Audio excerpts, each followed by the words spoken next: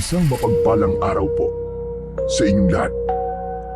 Ipinadala ko po sa inyo ang sulat na ito upang ibahagi ang kwento ng aking buhay na sana ay kapulutan ng aral ng inyong mga tagahanga, lalo na po sa mga tao na may magandang layunin sa buhay pero may pumipigil sa kanila na gawin ang bagay na yon. Sinadya kong baguhin ang pangalan ng mga tauhan sa aking sulat para sa proteksyon ng kanilang totoong pagkatao. Itago niyo na lamang po ako sa pangalang Lucas, 28 anyos. At ito ang aking kwento. Nakatira ko sa isang maliit na baryo na malayo sa kabiasnan. Simple lamang ang buhay ko roon at ng aking lolo Simon na siyang tanging kasama ko simula nung ako ay binatilyo. Nagtatrabaho ako sa isang kuprahan na pagmamay-ari ng isang mayamang pamilya sa aming lugar. Parehas na pong patay ang aking mga magulang. Ang nanay ko ay namatay sa panganganak sa akin, habang ang aking tatay naman ay namatay sa sakit sa puso noong 14 na taong gulang pa lamang ako. Pero kahit matagal nang patay ang tatay kong si Diego, ay hindi pa rin siya nakakalimutan ng mga tao sa aming lugar. Yun ay dahil sa isang kilalang manunugis ng mga aswang, ang tatay ko nung nabubuhay pa siya. Kung tawagin nga siya, ay isang mananabas. Bukod sa isang manunugis at mananabas, ay isa ring mahusay na panday, si tatay. Kaya niyang gumawa ng iba't ibang sandata, gaya ng itak, pana, patalim, at kung ano-ano pa. Isang umaga, gaya ng aking nakasanayan, ay maaga akong nagising. Naabutan ko si Lolo Simon sa likod ng bahay habang naglalaga ng kamote. Grabe!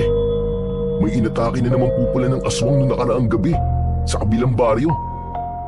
Naikwento po sa akin ni Baldo na isang pamilya po ang pinatay ng isang aswang, Lolo. Sa kabilang baryo naman pala nangyari at hindi dito sa atin.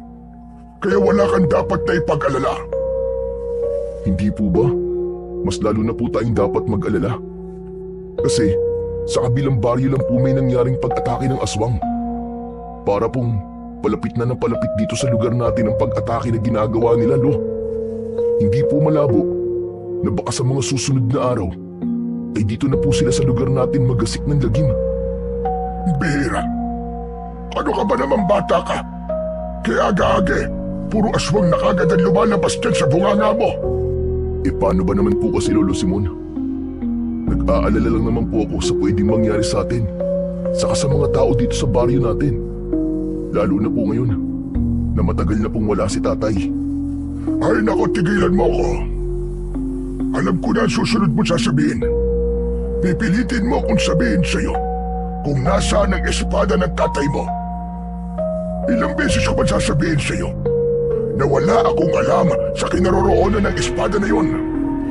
Ang tanging nakakaalam lang kung nasan yon ay ang tatay mo. Kaya kung gusto mong malaman kung nasaan ang espada niya, ay hukayin mo sa simenteryo ang bangkay ng tatay mo at pilitin mo siyang magsalita. Si Lolo naman, oo. Gusto ko lang naman pong makatulong sa baryo natin gaya ng ginagawa ni tatay nun eh. Hindi lang po sa baryo natin, kundi sa iba pa pong lugar. Hindi po ba? Nung bata pa ako, sinabi ni tatay na ipapamana niya sa akin ang espada niya. Kaya nga po, bago siya nawala, ay ibinigay niya sa akin tong agimat niya eh. May pakiramdam po kasi ako na alam niyo talaga kung nasaan ang espadang yun. Wala pong silbi ang agimat na to kung wala po ang espadang yun, Lo. Parang sinabi mo na rin na isa akong sinungaling. Kapag sinabi kong hindi ko alam, hindi ko alam. Saka ikaw na rin ang nagsabi na walang silbi ang agimat na suot mo kung wala ang espada. Kaya kung ako sa'yo, itapon mo na lang ang agimat mo na yan dahil hindi mo rin naman magagamit ang kapangyarihan niyan. Hindi lo, hindi ko po itatapon to. Kahit pa hindi ko pa makita ang espada ni tatay. Malaking bahagi po ng buhay ni tatay ang agimat na to nung buhay pa po siya. Isa po itong patunay na nabuhay siya noon na nakikipaglaban para sa kaligtasan ng lahat. Kaya wala pong dahilan para itapon ko to, lo. Ay nako, bahala ka sa buhay mo. Hindi ko rin maintindihan sa'yo kung bakit gusto mong maging kagaya ng tatay mo. Ano bang napala niya sa pakikipaglaban sa mga aswang? Sige nga, nagkaroon ba siya ng pera? Yumaban ba siya? Hindi naman, di ba? Puro sugat lang ang nakuha niya.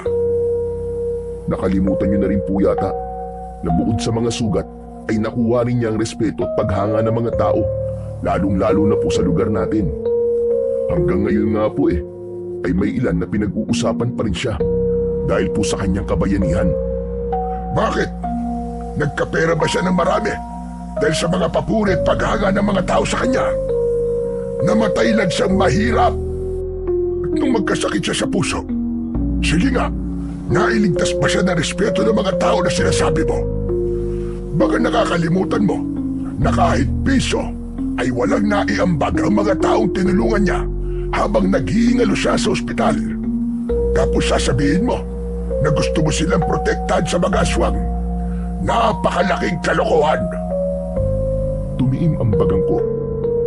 Gusto ko pa sanang ipaliwanag kay Lolo Simon ang dahilan ko kung bakit gusto kong sundan ang yapak ni tatay. Pero alam ko na kahit na anong sabihin ko sa kanya ay hindi niya ako maiintindihan. Kahit nung buhay pa si tatay, ay ayaw na ayaw talaga ni Lolo Simon sa pagiging manunugis ni tatay. Ang dahilan niya kasi ay iginapang niya ang pag-aaral ni tatay hanggang makatapos ng kolehiyo ito, hindi para makipaglaban sa aswang. Masama ang loob ni Lolo kay tatay dahil hindi nito ginamit ang pinag-aralan nito. Bumalik na lang ako sa loob ng aming kubo. Umupo ako sa isang sulok at hinawakan ko ang agimat na nakasabit sa aking leeg. Tandang-tanda ko pa nung araw na ibinigay yun sa akin ni tatay. Nasa ospital siya at sa hindi malamang dahilan ay bigla siyang lumakas. Doon na niya ibinigay sa akin ang agimat. Aniya, ay panahon na para akuin ko ang responsibilidad na matagal na niyang dinadala. Magkapartner ang agimat at espada ng tatay ko. Ang agimat ay natagpuan ni tatay mula sa isang bulalakaw na bumagsak sa likod ng bahay namin. Kasama sa bulalakaw na yon ang malaking piraso ng bakal na pinanday niya at ginawa niyang espada. Nagiging aktibo ang taglay na kapangyarihan ng espada kapag ang may hawak nun ay suot ang agimat. Ang sabi sa akin noon ni tatay ay mula sa langit ang bulalakaw na yon upang maging instrumento ng pag-asa na may katapusan pa ang kasamaan ng mga aswang. Isa raw yung simbolo na kailanman ay hindi mananalo ang kasamaan laban sa kabutihan. Matapos naming mag-almusal ni Lolo Simon ay umalis na ako para magtungo sa aking trabaho. Papasok pa lang ako sa taniman ng niyog nang salubungin ako ng matalik kong kaibigan na si Baldo na isang beki. Gaya ko ay nagtatrabaho rin siya sa koprahan. Mas malaki ang katawan niya sa akin dahil bata pa lang nang magsimula na siyang magtrabaho. Good morning, Lucas. Oh, bakit early morning ay parang undas yung pagbumukha mo? Dapat ganitong morning, happy ka. Para bumaghapon kang masaya. Ano ka ba? Paano naman ako magiging masaya? Hindi pa rin pumapayag si Lolo sa gusto ko. Diyos ko, ano ba yan? Saan ba? Yung pagpapakasal ba natin dalawa ang tinutukoy mo? Sabihin mo kasi sa kanya na nagmamahalan talaga tayong dalawa at bibigyan natin siya ng napakaraming apo. Ikaw talaga, Baldo. Puro kakalokohan eh. Joke lang naman. Pinapatawa lang naman kita. Ang seryoso mo kasi masyado. Alam mo naman kung anong gusto kong gawin, di ba? Aba, oo naman. Gusto mo maging manunugis just like your father, di ba? Gusto mo na malaman kung nasan yung mahabang espada ng tatay mo para magamit mo na yung powers ng agimat mo, di ba? Ewan ko ba kay Lolo Simon? Hindi ko maintindihan kung bakit ayaw niya akong sumunod sa yapak ng tatay ko. Ito kasi ang gusto ni tatay na gawin ko eh. Nawala siya na hindi pa tapos ang pakikipaglaban niya sa mga aswang. Hanggang ngayon ay buhay pa rin si Lucrecia at hindi natin alam kung nasa na siya ngayon. Pero hindi ba? Sobrang sugatan si Lucrecia nung huling laban nila ng father mo. Saka after ma-dead ng tatay mo, hindi na bumalik dito si Lucrecia. Siguro, natakot na ang reyna ng mga aswang na yun na bumalik dito kasi akala niya ay buhay pa rin ang tatay mo hanggang ngayon. Posible nga yung sinabi mo.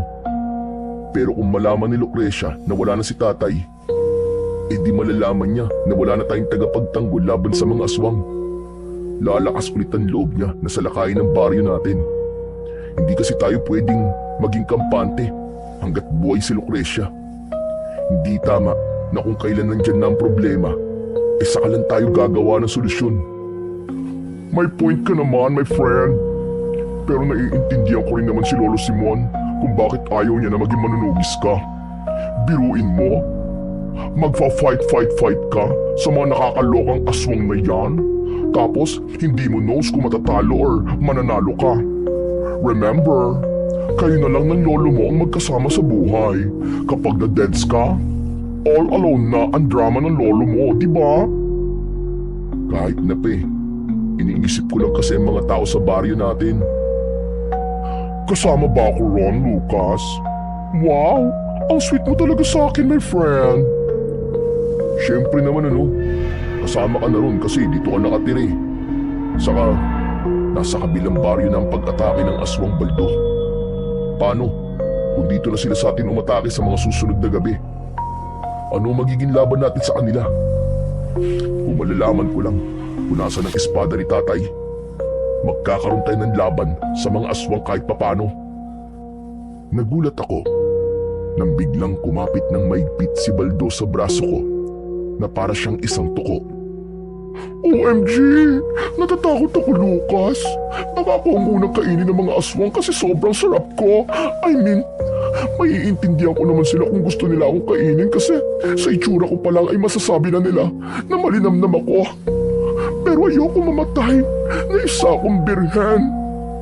Lucas, please. Kapag nag-attack ang mga aswang, ay protektahan mo ako, ha? For sure, magluluksa ang lahat kapag na-teggy bells ako. Kasi wala na maganda sa baryo natin. Ako pa talaga ang dapat magprotekta sa'yo, ha? Eh, mas malaki nga ang braso mo kaysa sa akin, eh. Parang sa itsura mo, ikaw ang dapat na makipaglaban sa mga aswang. Kasi mas kaya mo silang bugbugin. Aray ko, grabe ka naman magsalita sa isang Diyosa na kagaya ko. Pero, problema ko talaga itong malalaki kong braso eh. Bakit kasi ako nakulong sa ganitong katawan? Ano ba yan?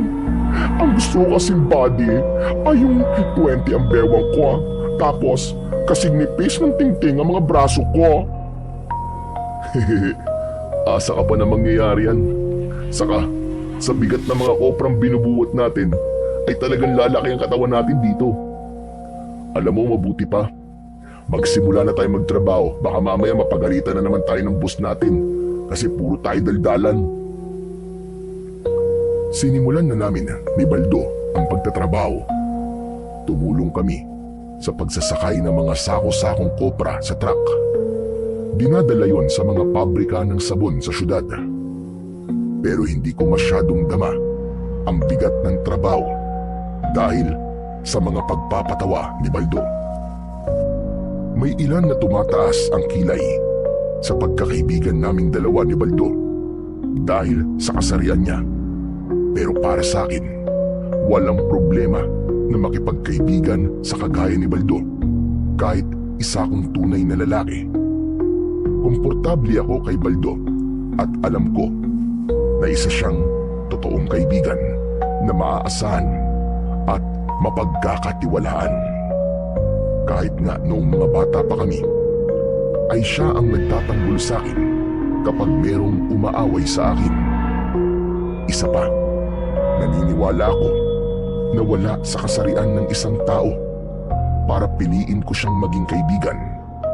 Basta magkasundo kayo at komportable kayo sa isa't isa, ay sapat ng dahilan yon para maging magkaibigan ang dalawang tao.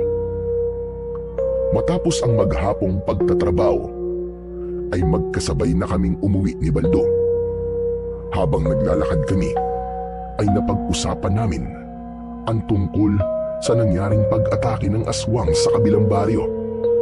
Ayon kay Baldo, ay natatakot na ang mga tao roon dahil may pakiramdam sila na baka maulit ang pag-atake ng mga aswang. Kung buhay lang sana si tatay, paniguradong hindi makakaramdam ng ganong takot ang mga tao. Sigurado ko na agad niyang tutugisin ang mga aswang na yun. Sinabi mo pa, my friend. Isa kaya ako sa iniligtas ng tatay mo dati. Malinaw na malinaw pa sa memory ko na muntik na akong lapain ng isang aswang na bigla na lang pumasok sa bahay ko, tapos sumigaw ako ng super lakas. Sobrang lakas talaga. Narinig din ng father mo. At to the rescue siya kaagad. Pero alam mo, dapat lang talaga na sumunod ka sa yapak ng tatay mo bilang isang aswang slayer eh. Nasa iyo na ang agimat niya, di ba? Ang kulang na lang ay ang espada niya. Eh, hindi ko nga alam kung nasa ng espada ni tatay eh. Nang mamatay siya, hindi ko na yun nakita. Oo nga no? Nasa na nga kaya ang espada ng tatay mo? May kutob ako na alam ni Lolo Simon kung nasan yun. Baka nga siya pa ang nagtago kasi alam niya na gagamitin ko yun sa pakikipaglaban sa mga aswang. Alam mo, yun talagang si Lolo Simon? Hindi ba niya naisip na kailangan mo makipaglaban sa mga aswang kasi yun ang destiny mo? Ewan ko ba kay Lolo? Pakiramdam ko wala siyang tiwala sa akin eh. O pwede rin na ayaw kanyang mamatay dahil sa mga aswang, di ba? Parehas lang yun. Kung iniisip niya na mapapatay ako ng aswang, ibig sabihin wala siyang tiwala sa kakayahan ko. Sinanay din naman ako ni tatay sa pakikipaglaban kahit papaano ah. Sa bagay, may point ka naman. Hindi na ako nagsalita dahil nasa tapat na kami ng bahay namin. Sakto na lumabas si Lolo Simon at agad siyang sumimangot nang makita niyang kasama ko ang kaibigan kong si Baldo. Hello po, Lolo Simon. Huwag mo akong tinatawag na lolo dahil hindi naman kita po. Eddie, parang Simon na lang po. Pilosopo, ikaw nga ay huwag magdidikit sa apo ko at baka mahawaan mo pa yan ang kabaklaan mo. Lolo naman, hindi po sakit ang kabaklaan para makahawa, ano? Mas nakakahawa pa nga po ang ubot sipon sa kayang pagsimangot ng mukha nyo. Mag-smile naman po kayo paminsan-minsan. Libre lang naman po yun eh. Eh kung ismiling ko kaya yung pagbumukha mo, umalis ka na nga at naaalibad-baran ako sa pagbumukha mo. Ang laki-laki ng katawan mo eh. Malambot ka pa sa lantang gulay. Ano ba yan? Sige na nga Lucas, uuwi na ako. At baka mamaya jombagin pa ako ng lolo mo. Babu, kita-kits na lang bukas sa work. Bye Lolo Simon. Babayin mo ang mukha mo! Nakangiting kumaway sa akin si Baldo habang naglalakad siya palayo. Lumapit na ako kay Lolo at nagmano ko sa kanya. Hindi ba matagal ko nang sinasabi sa iyo na huwag ka nang sumasama kay Baldo?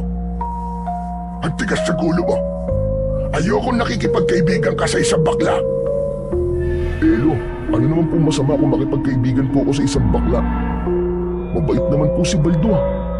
Sa kabata pa lang po kami, magkaibigan na kami. Mahirap po yung sinasabi niyo na layuan ko siya. Hindi mo man naririnig ang sinasabi ng mga tao tungkol sa inyong dalawa. Sinasabi nila na may relasyon daw kayo. Nakakatawa naman po yung mga sinasabi nila tungkol sa amin ni Baldo. Magkaibigan lang po kami dalawa. Isa pa, hindi po ako tataluin ni Baldo kasi kaibigan ang tingin niya sa akin. Wala po akong dahilan para layuan si Baldo, Lolo. Hindi na ako magtataka kung bukas makalawa kumikending ka na rin. Kung maging baklaman po ako, ay wala pong masama ron.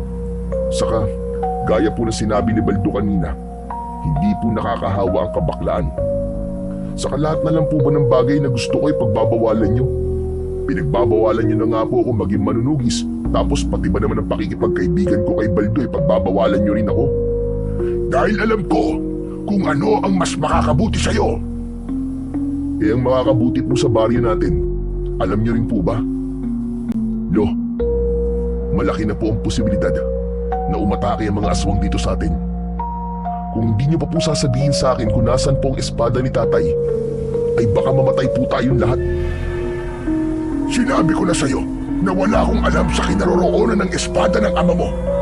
At isa pa, bakit ba laki ng tiwala mo sa sarili mo na kaya mong gawin ang ginagawa ng tatay mo dati? Para bang sigurado ka na kapag ginamit mo ang agimat at espada, ay magtatagumpay kang ipagtanggol ang baryo natin laban sa mga aswang. Hindi rin po ako naniniwala sa sarili ko na magaling po ako makipaglaban. Pero hindi ko po kinakalimutan ang mga pagsasanay na ginawa namin ni tatay. Hindi ko po nakakalimutan na sinabi niya na basta malinis ang aking hangarin at may puso kong handang ipaglaban ang kabutihan sa kasamaan, ay sapat na po yun para maging isa akong tagapagtanggol. Kung alam niyo lang po kung nasan ang espada ni tatay, ay mas makakabuti na sabihin niyo na sa akin bago pa mahuli ang lahat, Lo. Wala pong ibang pwedeng gumamit nun, kundi tanging ako lang dahil nasa akin po ang agimat. Tila umurong ang dila ni Lolo Simon sa sinabi ko. Hindi ko na hinintay na magsalita siya at dumiretso na ako sa likod ng bahay para maglinis ng aking katawan. Umasa ako na sana ay magkaroon ng himala at maliwanagan ang pag-iisip ni Lolo. Baka kasi na huli na ang lahat bago pa siya matauhan. Sa mga sumunod na araw ay mas naging maugong ang usap-usapan tungkol sa mga pag-atake ng aswang sa mga baryong katabi namin. Marami na ang natakot at ang iba ay mas piniling umalis na lamang para makaiwas sa posibleng pag-atake ng mga aswang sa aming lugar. Ngunit para sa mga kagaya ko na walang ibang mapupuntahan, ay wala kaming pagpipilian kundi ang manatili sa baryo namin. Isang tanghali, magkasama kaming kumakain ni Baldo ng pananghalian sa ilalim ng isang puno ng mangga. Pinagsaluhan namin ang dala naming mga ulam. Napansin ko na napakabilis ng pagsubo ni Baldo na para bang gutom na gutom siya. Baldo, ano ka ba? Dahan-dahan ka naman sa pagkain at baka mamaya mabilaukan ka niyan. Super hungry na kasi ako Ang dami kong binuhat na sako ng mga kopra kanina. Kasi kulang na tayo sa mga tao. Ay nako, hindi ko na talaga ma-achieve ang pang beauty queen na braso. Kasi naging mabigat ang work natin ngayon. Kaya nga marami rin kasi sa mga nagtatrabaho rito sa koprahan ang umalis. Kasi nga, natatakot na sila na baka mamaya dito na sa baryo natin na sunod na atakihin ng mga aswang. Hindi ko rin naman sila masisisi Kahit nga ako gusto ko nang umalis dito sa atin kaya lang. Saan naman ako pupunta, Dava? Mag-isa lang ako sa life. Yung mga sister and brother ko, hindi ko na knows kung nasan lupalop na sila ng earth. Ay teka, maiba ako. Kumusta na pala yung paghahanap mo sa espada ng tatay mo? Ayun, wala wala pa rin akong ideya kung nasan.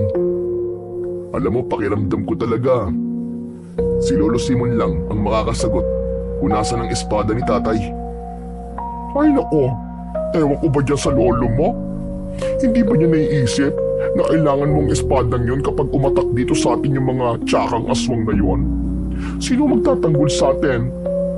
Ay ano ba yan, OMG? Ayoko ma-deads nang dahil sa mga aswang na yun, ha? Kaya nga palagi kong ipinagdadasal na sana kung may alam talaga si Lolo ay sabihin niya na sa akin. Don't worry my friend, isasama ko rin yan sa mga dasal ko.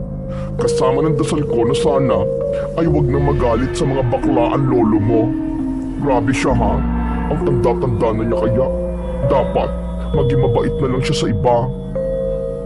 Mabait naman talaga si Lolo Simon eh. Alam ko mahal niya ako at nag-aalala lang siya sa akin. Pero may mga paniniwala kasi siya na para bang hindi na bagay sa panahon natin sa ngayon. Ay nako, ewan ko. Basta ang wish ko ay wag nang umatake ang aswang dito sa baryo natin. Ayoko masira ang beauty ko nang dahil sa stress sa mga aswang na yan. Ngunit ang hiling na yun ni Baldo ay hindi nagkaroon ng katuparan. Dahil kinagabihan ay nangyari na nga ang kinatatakutan naming lahat. Isang aswang ang umatake sa isang bahay na malapit sa bahay namin. Nagising kami ni Lolo Simon sa paghingi ng saklolo ng mga taong nakatira doon. Kusang gumalaw ang katawan ko. Nagmamadali akong bumangon at dumiretso ko sa kusina. Naghanap ako ng maaari kong gamitin na sandata. At nang nakita ko ang nakasabit na itak, ay agad ko yung kinuha. Malalaki ang mga hakbang na tinungo ko ang pinto. Pero bago pa ako makarating doon, ay humarang sa unahan ko si Lolo Simon. Matalim ang mga mata niya habang nakatingin sa akin. At ano sa tingin mo ang gagawin mo? Lolo, kailangan ko pong tulungan yung inaatake ng aswang. Hindi niyo po ba naririnig ang paghingi nila ng saklolo? Hindi ako bingi, kaya naririnig ko. Kung ganun, Lolo Simon, palabasin niyo na po ako at hayaan niyo po akong tulungan sila. Nahihibang ka na ba talaga, Lucas? Gusto mo na ba talaga mamatay? Ano naman laban mo sa mga aswang? Sa tingin mo ba ay matutulungan ka ng agimat na nasa leg mo? Alam ko po na wala po itong silbi dahil wala po sa akin ang espada ng tatay ko. Pero wala po akong pakialam. Gusto ko pong tumulong. Sige, ipilit mo yung gusto mo. Pero ito ang tandaan mo. Sa oras na lumabas ka ngayong gabi, ay hindi ka na makakabalik dito sa loob ng aking pamamahay. Matiin kong tinitigan si Lolo Simon. Naglaban ang aming mga tingin.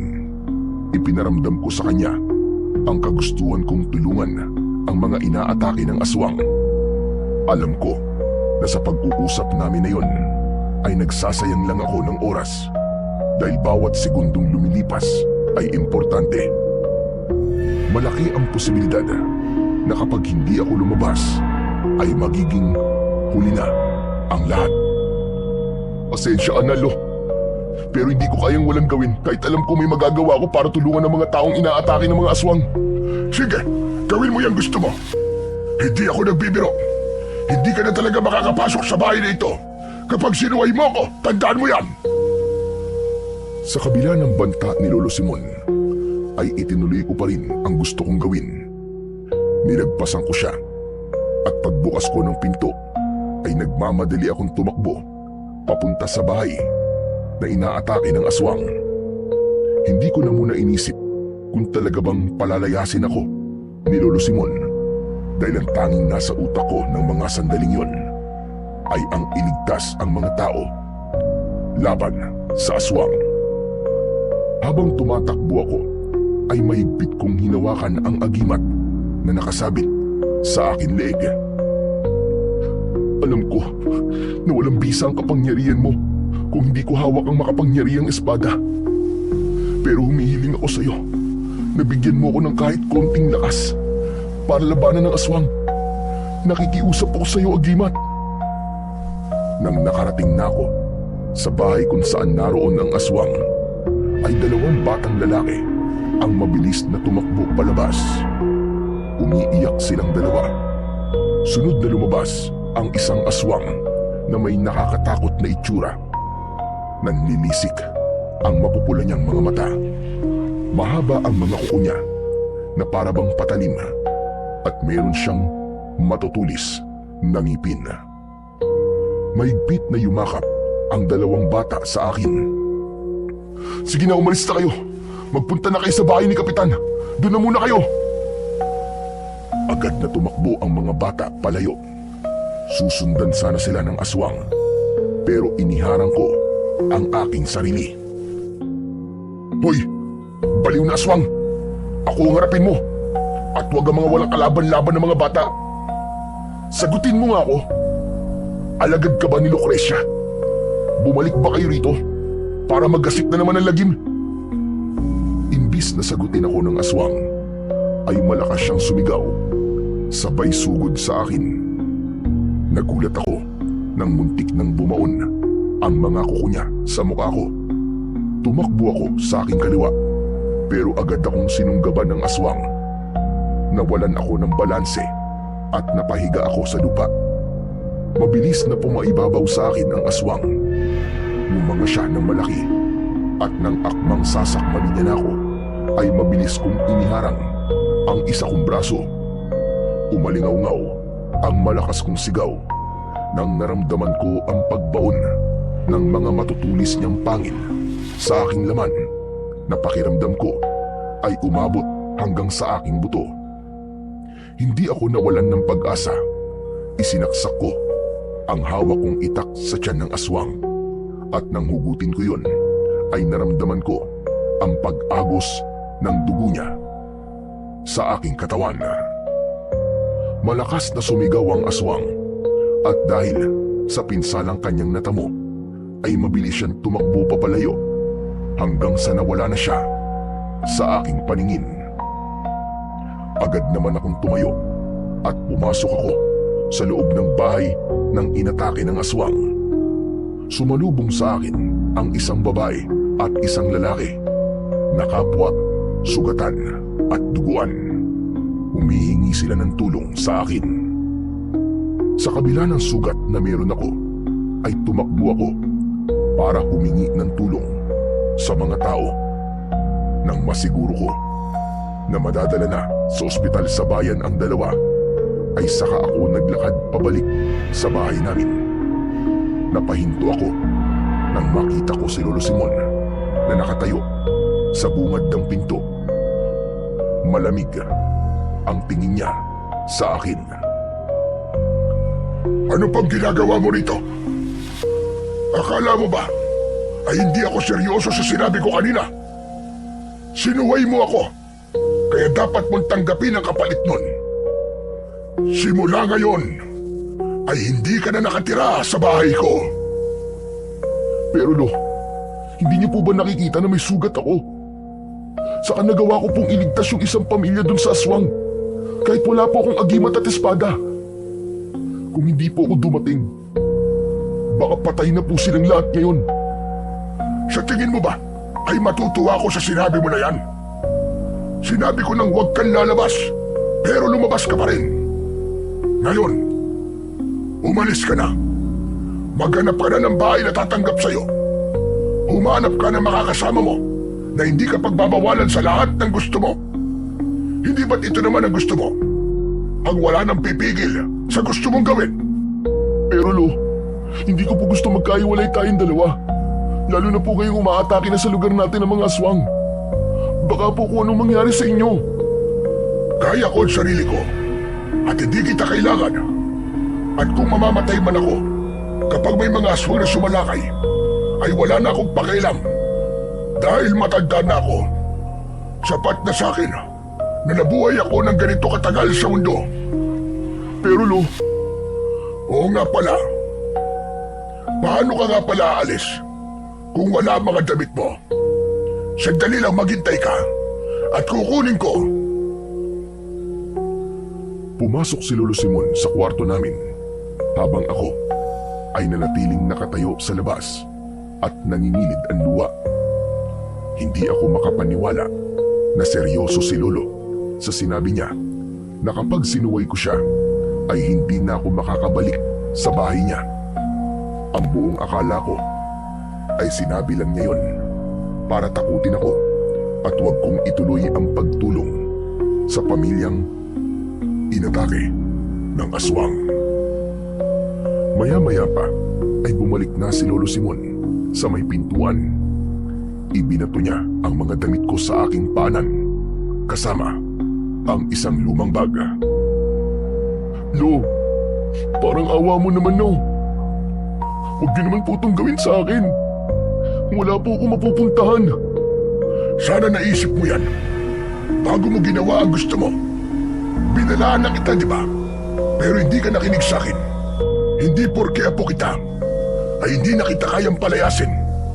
Ginagawa ko ito para maintindihan mo na lahat ng pagsuway mo sa akin ay merong mabigat na kaparusahan. Kaya kung ako sa'yo, umalis ka na at dalhin mo lahat ng mga damit mo. Nang sandaling yon, ay hindi ko naramdam ang sakit ng sugat sa aking braso.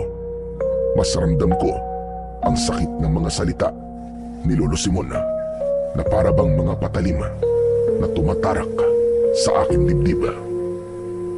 Wala akong nagawa kundi ang pulutin ang mga damit ko at ilagay yon sa bag.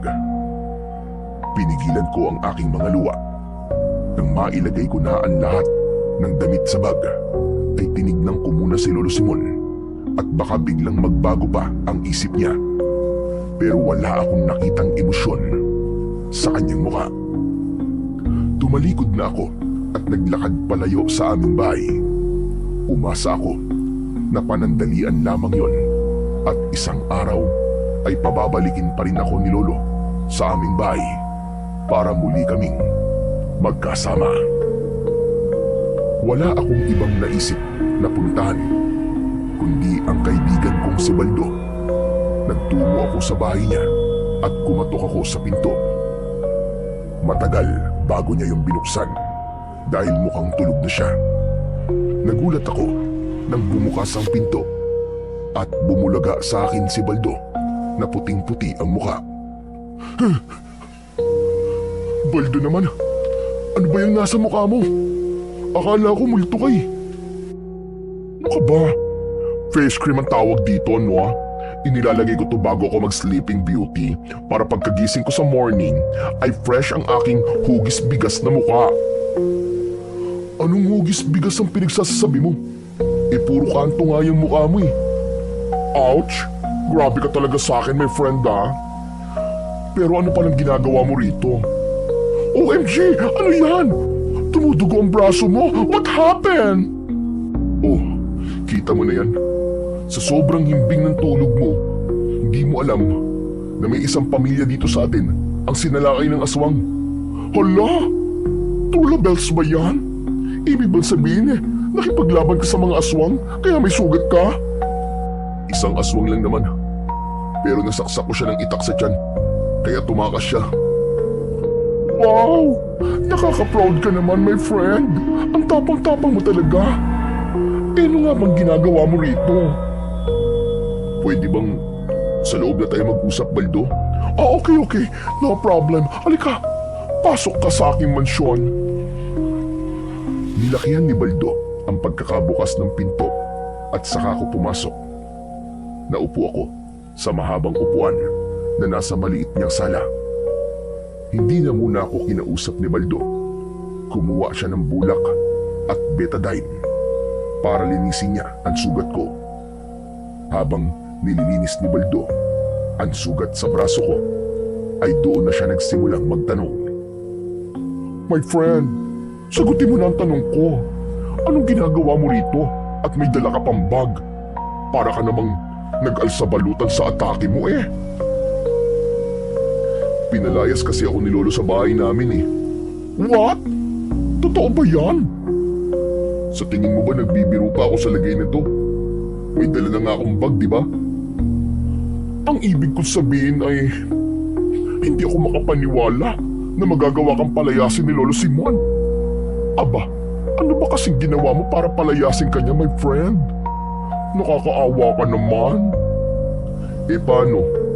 Pinigilan niya ako kanina na tulungan ko yung pamilyang inaatake ng aswang at sabi niya, kapag itinuloy ko ang gusto ko, palalayasin niya ako. Kilala mo naman ako, Baldo, di ba? Hindi ko kayang walang gawin kapag alam ko may nangangailangan ng tulong. Saka, nagmana nga yata talaga ako sa tatay ko. Kaya nang narinig ko yung pagsigaw ng mga inaatake ng aswang, ay hindi ko na napigilang lumabas ng bahay. Akala ko kasi, nagjo-joke lang si Lolo nun eh. Yung pala seryoso siya. Kaya eto, pinalayas niya talaga ako. Naku, nakakaawa ka naman pala talaga, my friend. Hindi ko ine-expect ha, na aabot sa ganito ang lahat. Paano ka niyan? Saan ka natitira ngayon? Oh, tapos ko nang linisin ang sugat mo. Mabuti at tumigil na ang pagdurugo. Maraming salamat, Baldo ah. Pero kaya nga ako nandito sa bahay mo kasi dito sana muna ako makikitira sa'yo. Ikaw lang naman kasi ang kaibigan ko na pwede kong mahinga ng tulong sa ngayon eh. Wala namang problema kung dito ka titira sa house ko. Pero isa lang ang kwarto rito. Kahit dito na lang ako matulog sa mahabang upuan. Kasya naman ako rito eh. Tapos, okay lang ba sa'yo na isipin ng mga tao na alam mo na, knows mo naman na marami pa rin sa mga tao dito sa baryo natin ang madumi ang pag-iisip. Kapag nagsama sa isang bahay ang bakla at lalaki, iba na kagad ang tumatakbo sa utak nila. Wala naman akong pakialam kung anong isipin nila eh. Mabuti sana kung sa kanila ako makikitira. Saka, sanay na ako sa sinasabi ng iba tungkol sa ating dalawa. Hindi kasi nila matanggap na pwedeng maging magkaibigan ng isang lalaki at bakla na kagaya mo. Ay, bongga ka dyan, my friend. Gusto ko yung sinabi mo, ha? Di wala nang problema. Dito ka na muna sa aking mansyon hanggat gusto mo. Maraming salamat talaga sa iyo, Baldo, ha? Hindi talaga ako nagkamali na sa iyo ako unang lumapit kasi alam kong hindi mo ako paihindian. Of course naman, no? Sino pa ba magtutulungan kundi tayo magkaibigan, di ba? Teka, wait ka lang rito ha. At kukuha lang ako ng unan at kumot para kahit papano ay komportable ka dyan sa upuan. Nang pumasok si Baldo sa maliit niyang kwarto, ay napatitig ako sa kawalan. Bumalik sa alaala ko ang lahat ng sinabi ni Lolo Simon sa akin kanina. Hanggang sa sandaling yon ay ramdam ko pa rin ang galit niya sa akin. Hindi pa rin ako makapaniwala na aabot kami sa pagpapalayas niya sa akin dahil sa sinuway ko ang gusto niya. Ngunit ganun pa man, wala akong pinagsisisihan sa aking ginawa dahil isang pamilya ang nagawa kong iligtas mula sa mga aswang. Simula noon ay sa bahay na ni Baldo muna ako nanirahan. Hindi kami nagkamali sa aming sinabi dahil nang malaman yun ng mga tao ay inisip nila na nagsasama na kami ni Baldo bilang magkarelasyon. Pero tinatawanan na lang namin ang bagay na yon dahil alam naman namin kung ano ang totoo. Hindi ko na binigyan ng pansin ang sinabi ng mga tao dahil wala naman silang maitutulong sa sitwasyon at sa problema ko. Ngunit bukod doon ay pinag-usapan din ng mga tao ang pagliligtas ko sa pamilyang inatake ng aswang. Natuwa ako kasi nakauwi na mula sa ospital ang mag-asawa na nasugatan ng dahil sa aswang. May mga nagsabi na may pag-asa pa pala ang aming baryo. Meron ding mga nagsabi na masaya sila para sa akin dahil mukhang unti-unti ko nang sinusundan ang yapak ng aking tatay. Sa kabila ng pagpapalayas ni Lolo Simon sa akin, ay hindi ko pa rin siya nakalimutan. Kahit alam ko na galit siya sa akin, ay nag-aalala pa rin ako sa kanya kung meron ba siyang kinakain. Kaya isang hapon, matapos kong magtrabaho, ay dumiretso ako sa talipapa para ibili si Lolo ng makakain niya. Bumili rin ako ng bigas, ilang piraso ng dilata, itlog, gulay at isang buong manok. Matapos yun ay nagpunta ako sa bahay namin. Bago ako kumatok ay huminga muna ako ng malalim at nag-ipon ako ng lakas ng loob. Nang kumatok ako ay agad na bumukas ang pinto. Pagkakita sa akin ni Lolo Simon ay bumakas ang inis sa mukha niya. Isasarado niya sana ang pinto pero agad ko yung pinigilan gamit ang isa kong kamay. Lolo, teka, sandali lang po. Huwag po kayong mag-alala. Wala naman po ako rito para pilitin po kayo na pabalikin ako. Hindi ba't pinalayas na kita? E ano pang ginagawa mo rito? Bakit? May mga nakalimutan ka pa bang gamit? Wala po, Lo. Dinalan ko lang po kayo ng mga pagkain. Nag-aalala po kasi ako sa inyo kasi alam ko po na wala po kayong pagkukunan ng pagkain eh. Nakalagay po rito sa bayong ang lahat po ng binili ko para sa inyo, Lo. Iniisip mo ba na hindi ko kayang kumita ng pera para meron akong pambili ng pagkain? Para may malalamon ako? Baka nakakalimutan mo na nagtatanim ako ng gulay sa likod. Yun ang ibinibenta ko para meron akong panglaman sa sikmura ko. Hindi ko kailangan ng tulong mo. Pero Lo, binili ko po talaga ang mga ito para sa inyo eh. Kahit kailan talaga, hindi ka marunong makaintindi. Hindi ko sabi kailangan ng tulong mo. Umalis ka na at dalhin mo na yung bayong mo. Magsasalita pa sana ako pero malakas akong itinulak ni Lolo Simon. Nang napaatras ako ay malakas niyang isinarado ang pinto. Paulit-ulit akong kumatok sa pinto at umasa ako na kukunin ni Lolo ang mga pagkaing binili ko para sa kanya. Lo! Lo, buksan niyo po ang pinto, Lo! Hindi ko po ito binili para sa inyo para pabalikin niyo po ako rito sa bahay niyo. Alam ko po, Lo, na kailangan niyo po ang mga to. Iiwan ko na lang po itong bayong dito sa labas, Lo, ah. Aalis na po ako. Malungkot kong inilapag ang bayong sa tapat ng pinto. Naglakad ako palayo sa aming bahay. Pero nagtago ako sa likod ng isang puno kung saan tanaw ko ang bahay namin.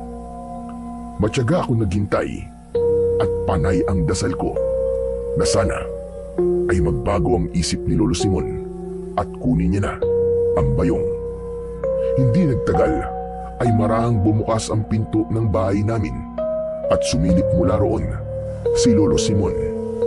Lumingalinga siya sa paligid na para bang sinisiguro niya na talagang umalis na ako. Hanggang sa nagmamadali niyang kinuha ang bayong at ipinasok niya yon sa bahay. Nang isarado niya ulit ang pinto, ay napangiti ako.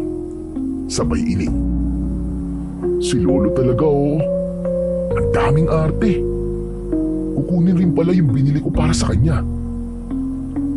Doon na ako nagsimulang maglakad pauwi at naging magaan na ang pakiramdam ko dahil alam ko na kinuha na ni Lolo Simon ang mga pagkaing binili ko para sa kanya. Alam ko na sadyang mataas lang talaga ang pride ni Lolo kaya hindi niya kukunin ang binigay ko habang nandun ako sa labas ng aming bahay. Pagdating ko sa bahay ni Baldo ay natawa ko kasi naabutan ko siya na nagluluto sa kusina habang nakasuot pa ng apron na may disenyo na bulaklak. May tuwalya pang nakabalot sa ulo niya. Pambihira, magluluto ka lang ganyan pa ang suot mo? Eh ano bang pake mo kung magluluto ako na may suot na ganito? Dapat ba nakagaon pa ako? Malamang apron dapat ano? Sa kakakaligo ko lang kaya may tuwalya ako sa ulo ko. Teka, saan ka pala galing? Bigla ka nawala nung pauwi na tayo mula sa kumprahan. Ibinili ko si Lolo ng mga pagkain sa talipapa eh. Tinanggap ba niya? Nung una sabi niya, hindi niya tatanggapin. Pero iniwan ko yung mga binili ko sa labas ng bahay namin. Tapos, nagkunwari akong umalis na. Nagtago ko. Hindi alam ni Lolo na nakita ko siyang kinuha yung bayong na may laman ng mga binili ko. Naku ha, ang dami talagang alam na kaartehan ni Lolo Simon. Pero hanga pa rin ako sa iyo, my friend. Biruin mo, pinalayas ka na't lahat ng lolo mo ay hindi mo pa rin siya kayang tiisin. Talagang may pa-helping hands ka pang nalalaman sa kanya. Siyempre naman Baldo, no? Lolo ko pa rin siya kahit balibalig ta rin pang mundo. Saka alam ko, nagalit lang siya sa akin kaya niya ako pinalayas. Kapag nakapag-isip-isip yun, panigurado, napababalikin din niya ako. Ay oo nga pala, bumili rin ako ng bigas natin para dito. Nakakahiya kasi na nakatira ako sa'yo, tapos wala man lang akong iaambag. Ay mabuti naman. Ay, joke lang, ano ka ba? May tumulong ba na humingi ng kapalit? Kahit na Baldo, kailangan ko pa rin mag-ambag sa mga gastos mo rito. Ikaw ang bahala my friend kung gusto mo. Basta hindi kita inuobliga na mag-ambag sa mga gastos ko rito ha. Pero my friend, maiba ako. Paano mo nga pala niyan mahahanap ang espada ng tatay mo? For sure, mahihirapan ka na lalong hanapin yun kasi wala ka na sa bahay niyo, di ba?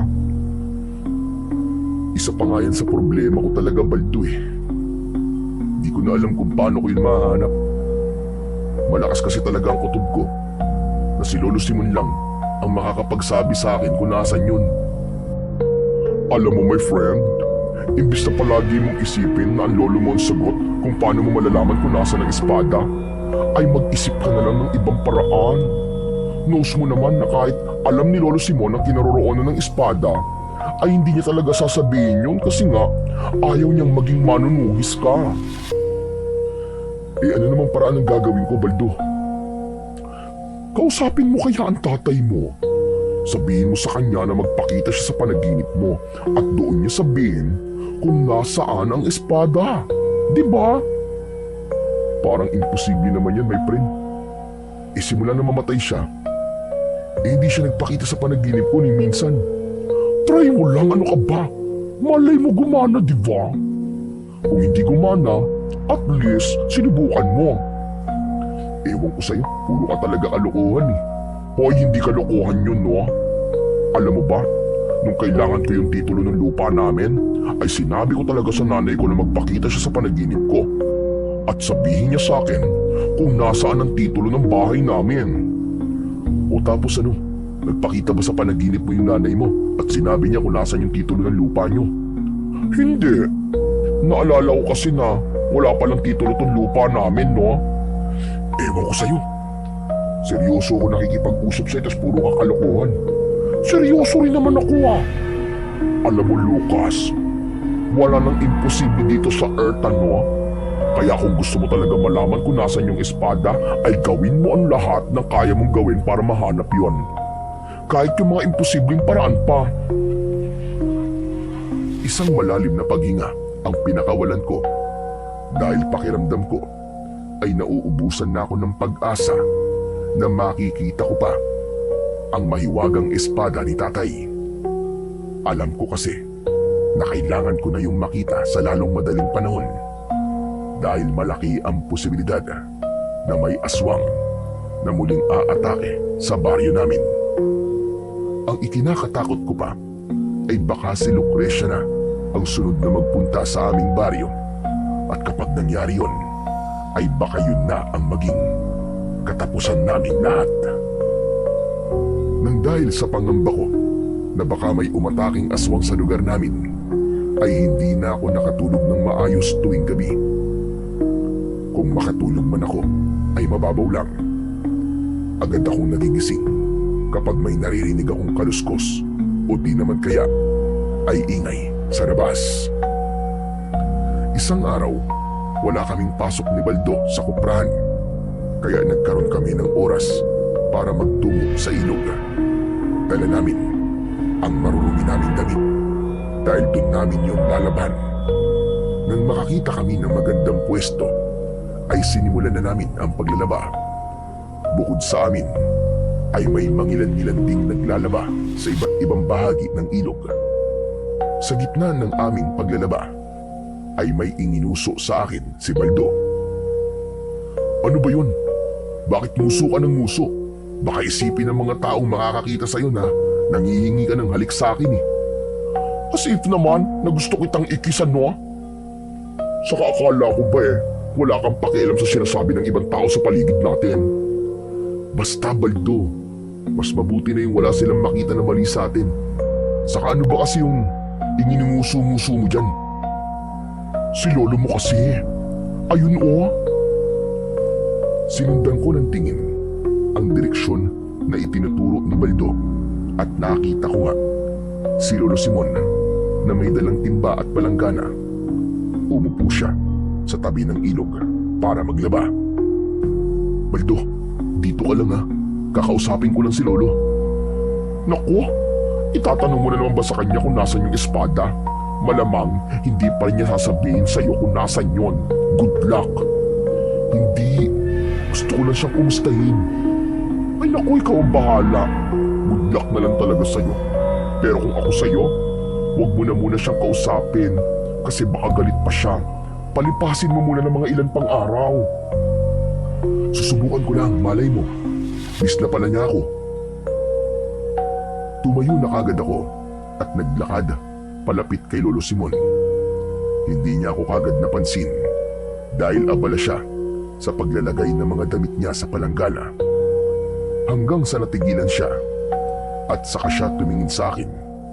Alam kong galit pa rin siya dahil naging matalim ang mga mata niya. Lo, kumusta na po kayo? Hindi ako sinagot ni Lolo Simon. Parang wala ako sa kanyang harapan nang ipagpatuloy niya ang kanyang ginagawa. Mas lumapit pa ako sa kanya at umupo ako sa tabi niya. Lo, tulungan ko na po kayo sa paglalaba. Hindi ba't sabi ko sa'yo ay hindi ko kailangan ng tulong mo? Naalala ko po, palagi po tayo magkatulong sa paglalaba po dito sa ilog. Alam kong ginagawa mo. Ginagamit mo ang alaala natin para lumambot ang puso ko sa'yo. Pero ako na nagsasabi sa'yo, Lucas, hindi yan uubra sa akin. Wala na akong pakialam sa mga alaala natin dalawa. Lahat ng yon, burado na sa utak ko. Simula na suwayin mo ko. Gusto mo makipaglaban sa mga aswang, di ba? Pwes, gawin mo na ngayon. Wala na akong pakialam. Kahit gabi-gabi ka pang makipaglaban sa mga aswang na yan. Pero ito'ng tandaan mo, sa oras na may mangyaring masama sa'yo, ay huwag mo kong sisisihin na hindi ako nagpaalala sa'yo. Pakiramdam ko ay paulit-ulit na sinaksak ng patalim ang dibdib ko sa sinabing yun ni Lolo Simon. Hindi man niya direktang sinabi, ay parang itinatakwil niya na talaga ako dahil alam kong hindi ko nakakayanin ang mga susunod niyang sasabihin, ay mas pinili ko na lang na tumayo. Maluwa-luwa akong bumalik sa kinaroroonan ni Baldo. Nabahala si Baldo nang makita niyang may luwang naglalandas sa magkabilaan kong pisngi. Oh, my friend! Ano nangyari? Kinausap mo lang si Lolo Simon tapos nagkrayola ka na dyan. Ang ibig ko sabihin bakit ka umiiyak? Wala, my friend. Galit pa rin kasi sa akin si Lolo eh. Tapos, ang sasakit pa ng sinabi niya. Ikaw naman kasi Sinabi ko na sa'yo na wag mo na siyang kausapin. Hayaan mo kasing kusang humupa ang galit niya sa'yo. My friend, halos isang linggo na siyang galit sa akin. Parang hindi na yata uhupa ang galit ni Lolo. Huwag kang magsalita ng ganyan. Apo ka ng lolo mo, kaya hindi ka rin niya matitiis. Maghintay ka lang. Alam mo naman kapag matatanda na, di ba? Matagal talaga mawala ang galit nila. Bigyan mo pa ng time ang lolo mo. Pinunasan ko na ang luha ko at tumulong na ulit ako kay Baldo sa paglalaba. May mga pagkakataon na sinusulyapan ko si Lolo Simon. Pero kahit isang beses ay hindi ko siya nakitang tinignan ako na para bang wala ako sa paligid. Mas lalo ako nasaktan dahil pakiramdam ko ay unti-unti na akong kinakalimutan ni Lolo Simon. Sa mga sumunod na araw ay hindi na muna ako nagtangkang kausapin si Lolo Simon. Sinunod ko ang payo ni Baldo. Nahayaan kong mawala ang galit ng lolo ko.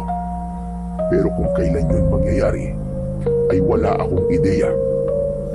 Ang ginawa ko na lang ay nag-focus na lang ako sa aking pagtatrabaho. Sa tuwing sumasahod ako ay ibinibili ko si Lolo ng mga pagkain at iniiwan ko na lang yun sa labas ng aming bahay. Kahit kasi galit siya sa akin, ay hindi ko pa rin siya kayang pabayaan. Gusto ko na kahit hindi kami magkasama sa iisang bahay, ay alam ko na meron siyang kinakain at hindi siya nagugutom. Isang umaga, maaga akong nagising. Ako na ang nagluto ng almusal namin ni Baldo. Kaya, nang nagising si Baldo, inaya ko na siya na mag-almusal. Napansin ko na balisa siya at tila wala sa sarili. Hindi yun normal dahil sanay ako na paggising niya ay masigla na kagad siya. Nang umupo na si Baldo para kumain, ay hindi ko napigilan ang mag-usisa. Oh my friend, himala yata, ang tahimik mo ngayon. May problema ba? Lucas, sa tingin ko kasi ay alam ko na kung nasa ng espada ng tatay mo. Ha? Totoo ba yung sinasabi mo? O baka mamaya, ginajoke mo na naman ako ha? Hindi, my friend. Napanaginipan ko kasi ang tatay mo kagabi. Ginising niya ako tapos ang sabi niya, ituturo niya sa akin kung nasa ng espadang hinahanap mo. Naku my friend, kilala kita, nagbibiro ka lang. Bakit naman sa panaginip mo magpapakita si tatay? Hindi ba dapat sa panaginip ko siya magpakita kasi ako ang anak niya? Aba malay ko ba sa trip ng tatay mo? Hindi ko nga rin alam kung bakit sa panaginip ko siya nagpakita eh.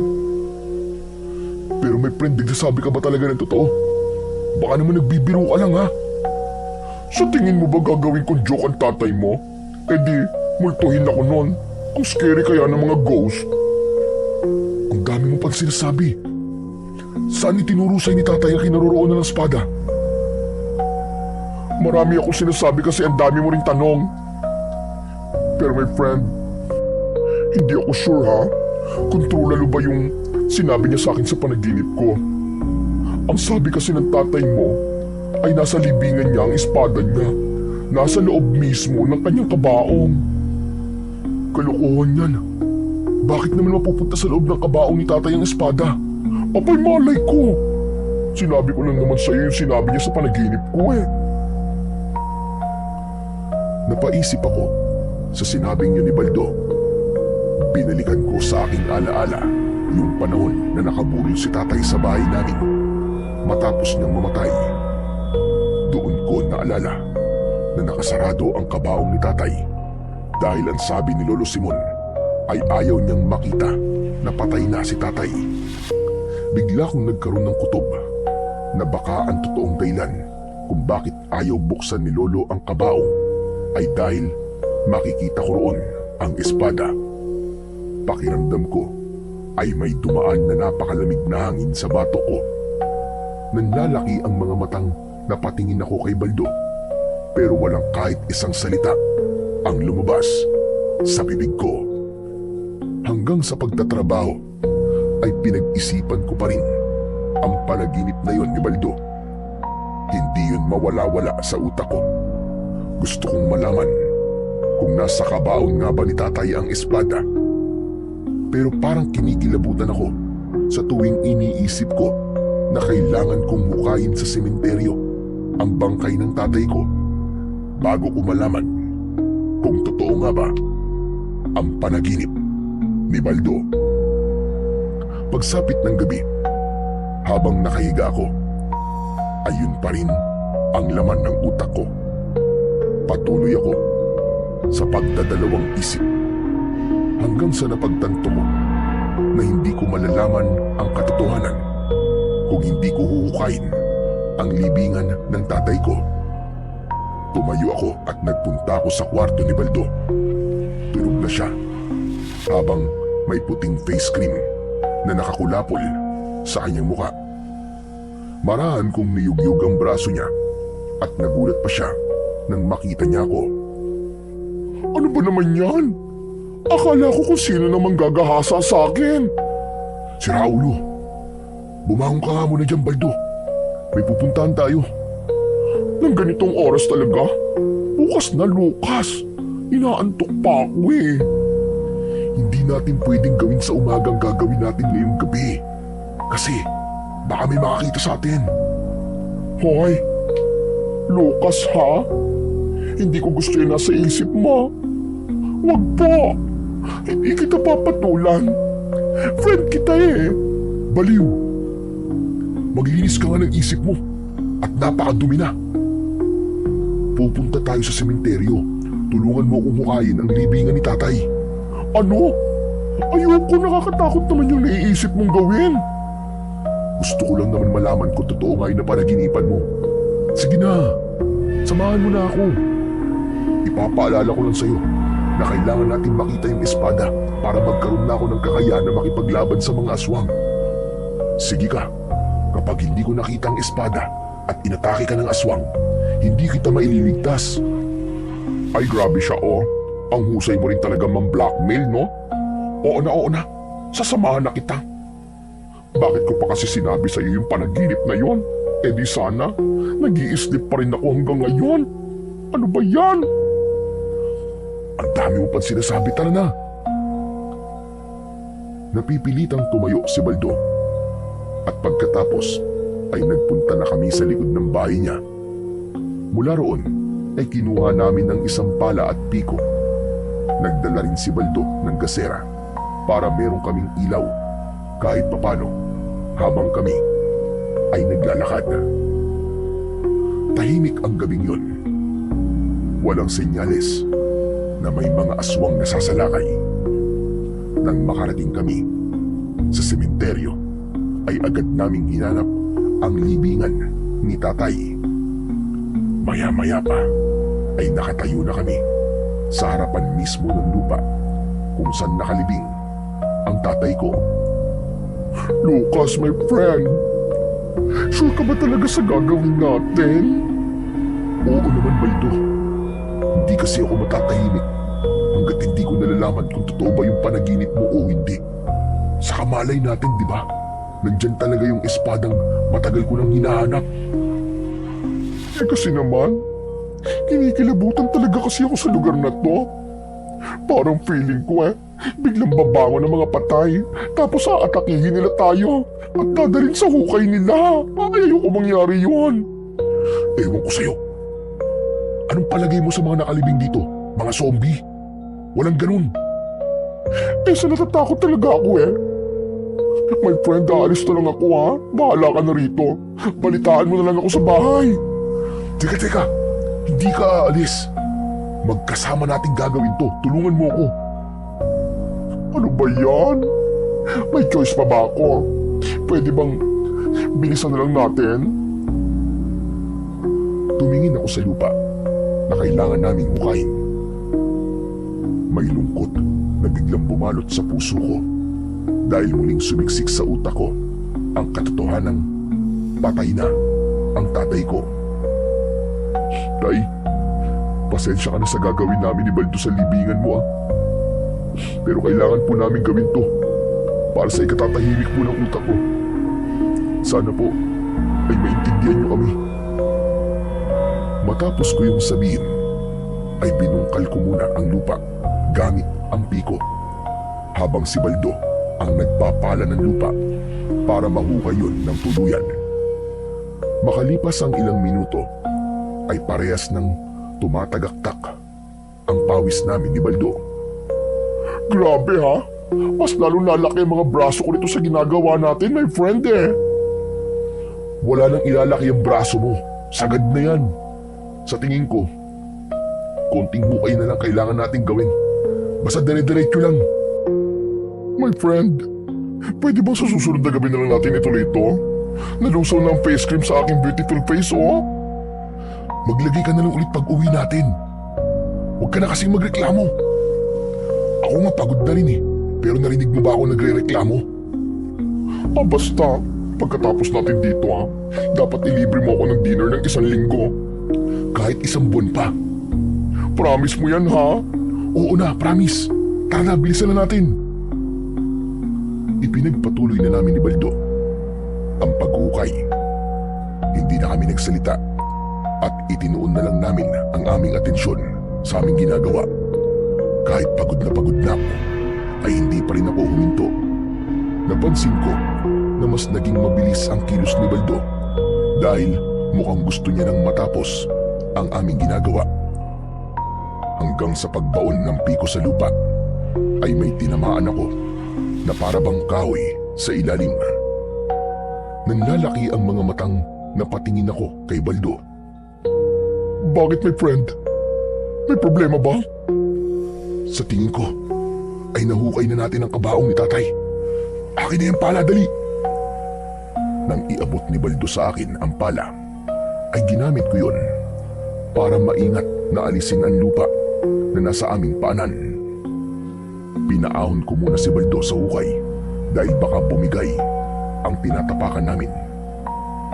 Alam kong gawa sa magandang klase ng kahoy ang kabaong ni tatay, pero hindi ko inalis sa isip ko ang posibilidad na nabulok na yon kahit paano dahil sa tagal na nakabaon nun sa lupa.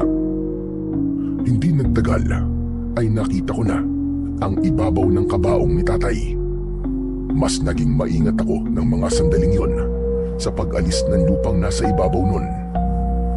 Maya-maya pa ay nagawa ko ng alisin ang lupang nasa ibabaw ng kabaong ni tatay. Huminga ako ng malalim bago ko inangat ang takip ng kabaong. Bahagya pang nadurog ang ibang bahagi nun dahil sa talagang marupok na yon. Nakita namin ni Baldo ang kalansay ni tatay at parehas kaming nagimbal dahil nasa ibabaw ng kalansay ang espadang matagal ko nang hinahanap. Nagkatinginan kami ni Baldo. Baldo, totoo nga ang panaginip mo. Nandito ang espada ni tatay. Sabi ko na sa'yo, my friend eh. Ang galing-galing ko talaga. Dapat mag-thank you ka sa akin ha. Kasi kung di dahil sa akin, ay hindi mo yan mahahanap. Hindi na muna ako nagsalita.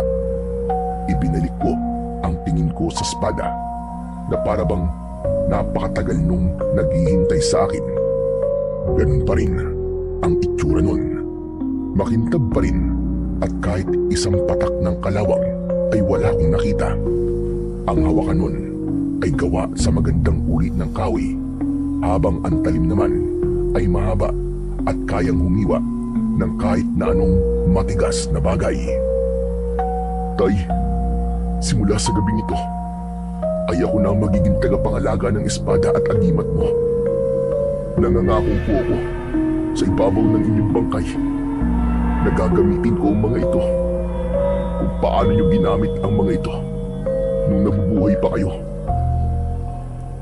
Marahan kong hinawakan ng espada. Naramdaman ko ang bigat nun.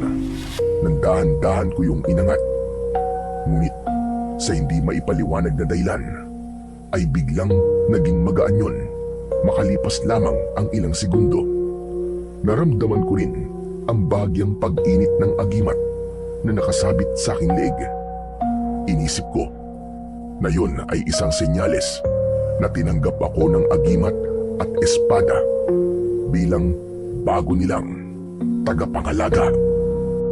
Maya-maya pa, umahon na ako sa hukay at pinagmasdan ko ng maayos ang espada.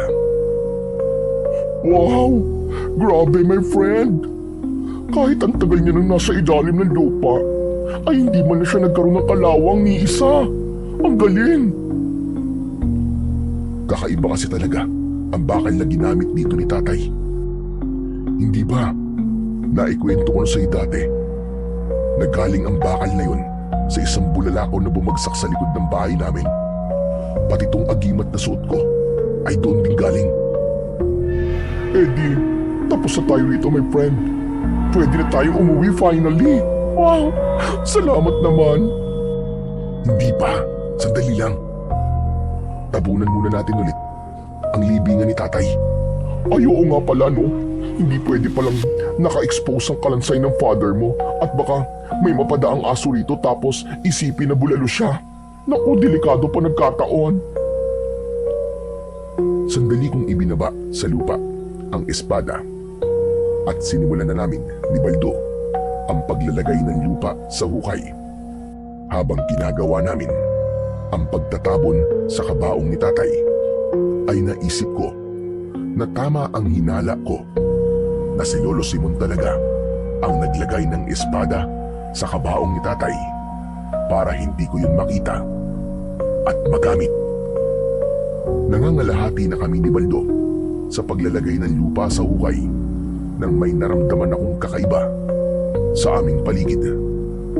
Naging maalinsangan ang hangin at mayroon akong naamoy na parabang nabubulok na karne.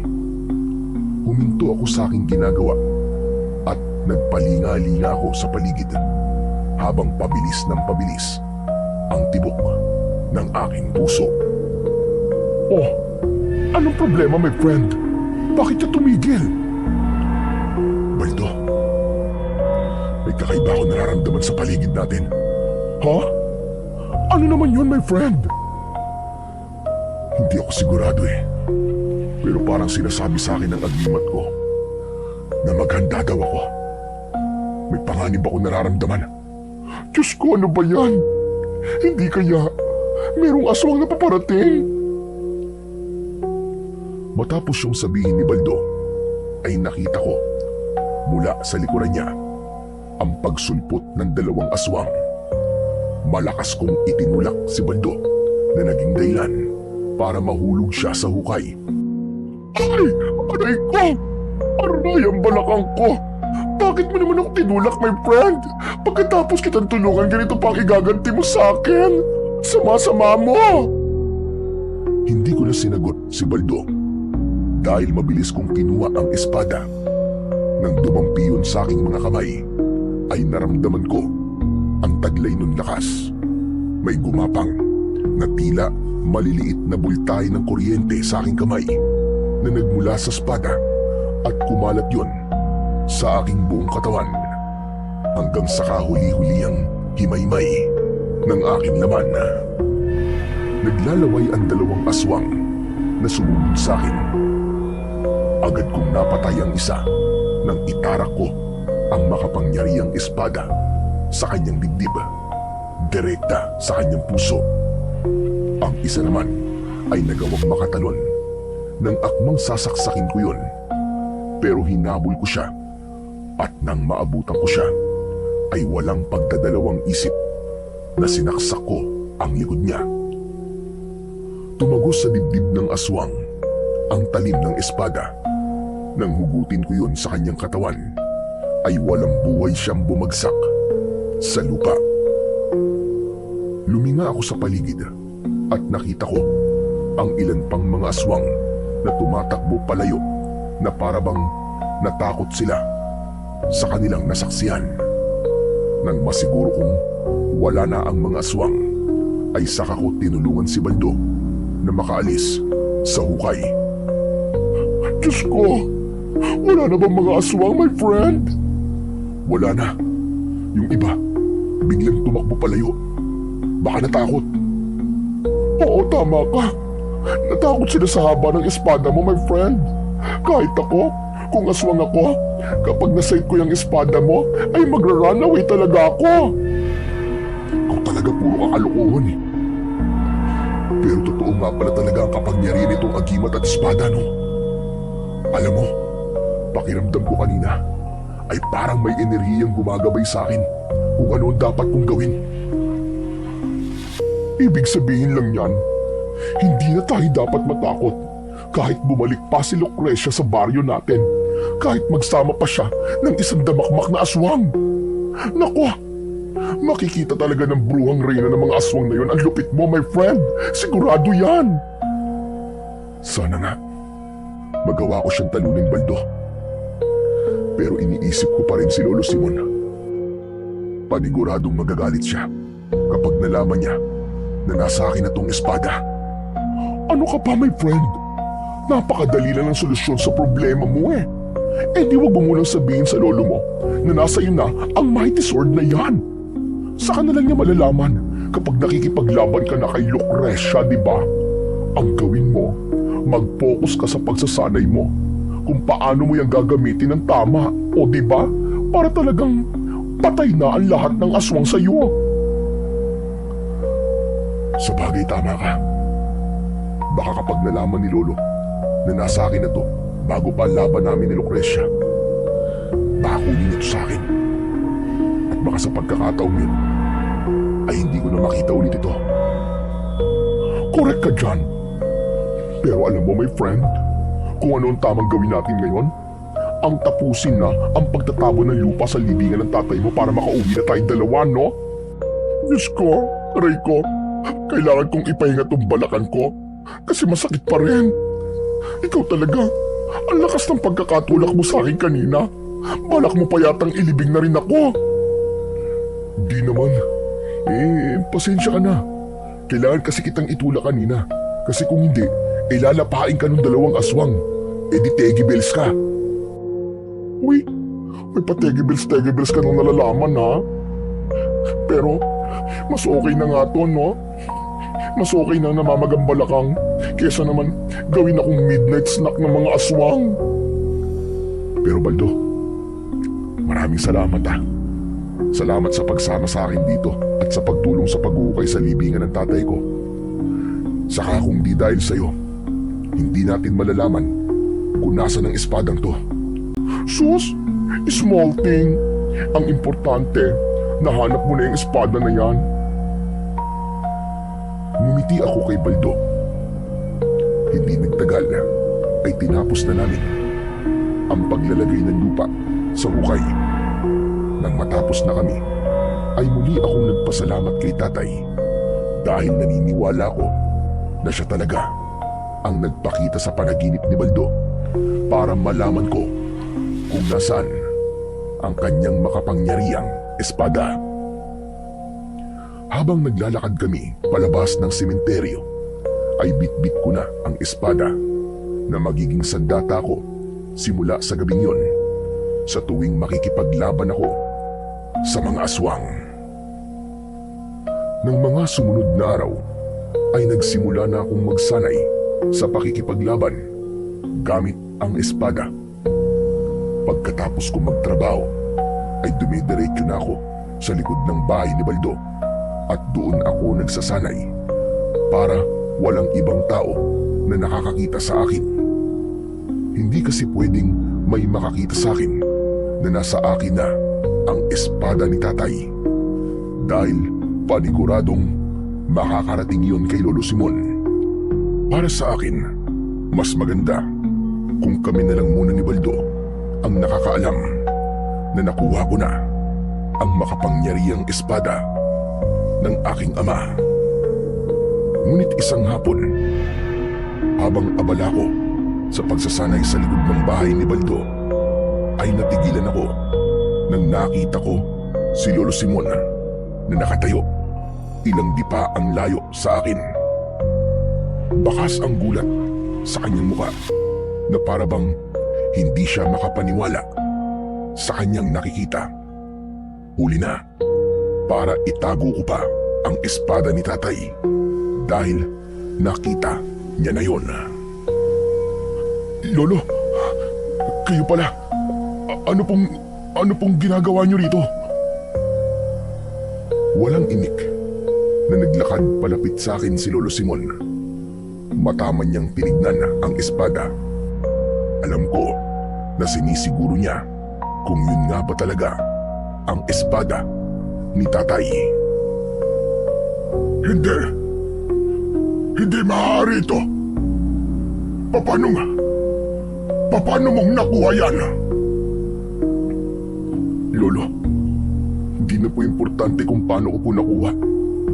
Ang mahalaga po, nasa akin na po ito at may panlaban na po tayo sa mga aswang. Huwag mong sabihin. na hinukay mo ang libingan ng tatay mo para makuha mo lang yan. Sabihin mo sa akin ang totoo. Ganun nga po, Lolo Simon. Sa sinabi niyo yan, ay nakumpirma ko po na kayo nga po naglagay nito sa kabaong ni tatay. Kaya po pala nung burol niya, ay ayaw niyo pong ipabukas ang kabaong ni tatay. Kasi nandun po ang espada at natatakot kayo na makita ko yun. Itinago ko yan doon para hindi mo yan magamit. Umamin ka nga sa akin. Paano mo nalaman na doon ko yan itinago? Dahil po kay Baldo, Lolo. Ewan ko po kung maniniwala kayo. Pero Lo, nagpakita po si tatay sa panaginip po ni Baldo at sinabi sa kanya ni tatay kung nasaan po mismo ang espada. Pambihira! Ang baklang yun talaga! Kahit kailan ay wala na siyang nagawang tama! Akin na yan! Akin na yan! Ibigay mo sa akin ang espada na yan! Hindi ako pumapayag na makikipaglaban ka sa mga aswang! Alam mo bang nagpunta ko rito para pauwiin ka na sa bahay, tapos ganito pa ang maaabutan ko! Pasensya na po kayo, Lo. Pero buo na po ang loob ko. Itutuloy ko po ang laban na sinimulan ni tatay sa mga aswang, lalo na kay Lucrecia. Higit pong kailangan natin sa ngayon ng espadang ito, Lo. Lalo na po at sumasalakay na naman ang mga aswang sa baryo natin. Hindi ka kagaya ng tatay mo. Sinanay siya ng isang kilalang manunugis noon. Kaya malawak ang kanyang kaalaman pagdating sa pakikipaglaban sa mga kampo ng kadiliman, lalong-lalo na sa mga aswang. Eh ikaw, ano bang alam mo sa pakikipaglaban sa mga halimaw na yon? Wala. Wala kang alam. Mamamatay ka lang. Eh di lumabas din po ang totoo sa inyo. Wala po talaga kayong tiwala sa akin at sa kakayahan ko. Kung nandito lang po sana si tatay, sigurado po ako na matutuwa siya sa ginagawa ko. Ang pagliligtas ng buhay sa kanyang nasasakupan. Kaya sana, Lo, ganun din po kayo. Namatayan na ako ng anak. At hindi ko kakayanin kung pati ikaw na apo ko ay mawawala din. Hindi kita pinagbabawalan na makipaglaban sa mga aswang dahil lang sa walang kwentang dahilan. Pinoprotektahan lamang kita. Lo, malaki na po ako. Hindi na po ako bata. Kaya ko na po ang sarili ko. Alam ko po ang tama at mali. Maraming salamat po kasi gusto niyo po akong protektahan. Pero sana naman, Lo, maintindihan niyo rin na gusto kong protektahan ang baryo natin laban sa mga aswang. Sa huling pagkakataon, Apo, inuutusan kitang ibigay sa akin ng espada ng tatay mo. Pasensya na po talaga, Lo. Pero hindi ko po ito ibibigay sa inyo.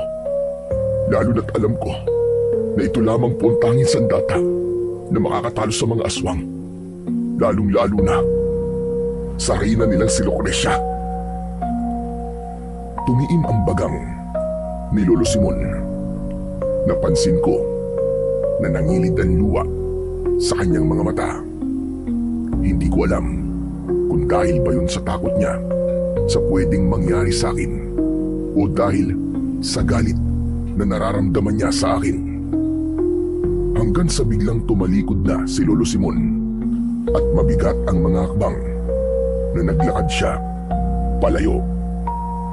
Nang mawala na siya sa paningin ko, saka naman lumapit sa akin si Baldo na mukhang napanood ang pag-uusap namin ni Lolo Simon. Grabe, my friend!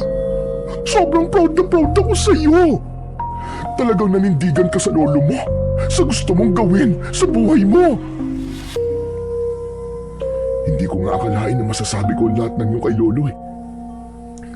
Pero Baldo, nakukonsensya ako. Si Lolo Simon na nag-alaga sa akin simula nung bata pa ako.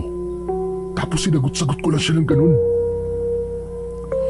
Alam kong nasaktan siya kasi hindi na ako ang dating batang Lucas na palagi na lang umuoo sa mga sinasabi niya.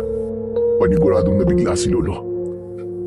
Naninibago siya sa akin dahil kaya ko nang sumuway sa mga gusto niya. Ano ka ba, my friend? Parte talaga yan ng life, no? Hindi ka na bata. Kaya maganda na may kakayahan ka ng magdesisyon para sa sarili mo. At kaya mong panindigan kung ano ang dinidikta ng puso mo at kung ano ang tama't mali. I believe na maiintindihan ka rin ng grandpa mo pagdating ng tamang panahon, no? For sure, makikita niya ang dahilan mo kung bakit mo gustong protektahan ng mga tao dito sa baryo natin. Saka, yun naman talaga ang dapat na gawin, ano? Kahit ako, kung alam ko lang na kaya kong makipaglaban sa mga aswang gamit ang espada at agimat, aba syempre, gagawin ko rin yon. Papatayin ko talaga silang lahat.